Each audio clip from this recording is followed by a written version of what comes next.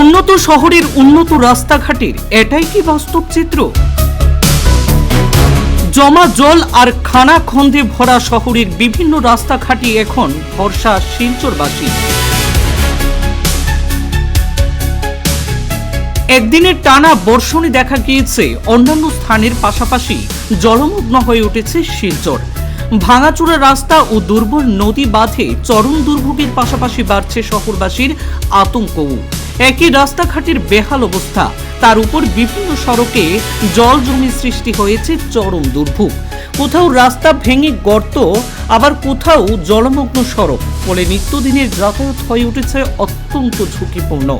পাশাপাশি শহর সংলগ্ন বিভিন্ন নদী ও বাঁধের বেহাল অবস্থায় বর্ষার মরশুমেই যেন নতুন করে দেখা দিয়েছে উদ্বেগ আর আতঙ্ক। টানা ভারী বর্ষণের ফলে শিলচর শহরের অধিকাংশ গুরুত্বপূর্ণ শহর এখন কার্যত জলাবদ্ধতায় ডুবে রয়েছে। সাধারণ মানুষের চলাচল মারাত্মকভাবে ব্যাহত হচ্ছে। প্রতিদিন জীবিকার উদ্দেশ্যে বের হওয়া সাধারণ মানুষ, অফিসগামী কর্মী, স্কুল কলেজের ছাত্রছাত্রী এবং রোগীদের জন্য এই পরিস্থিতি হয়ে উঠেছে এক বড় ভোগান্তির কারণ।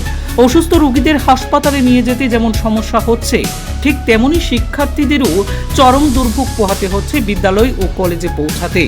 বিশেষ করে মোটরসাইকেল ও ছোট যানবাহনদের চালকদের জন্য এই পরিস্থিতি অত্যন্ত ঝুঁকিপূর্ণ হয়ে উঠেছে। অদৃশ্য গর্তে পড়া দুর্ঘটনার আশঙ্কা প্রতিনিয়তই যেন বেড়ে চলছে।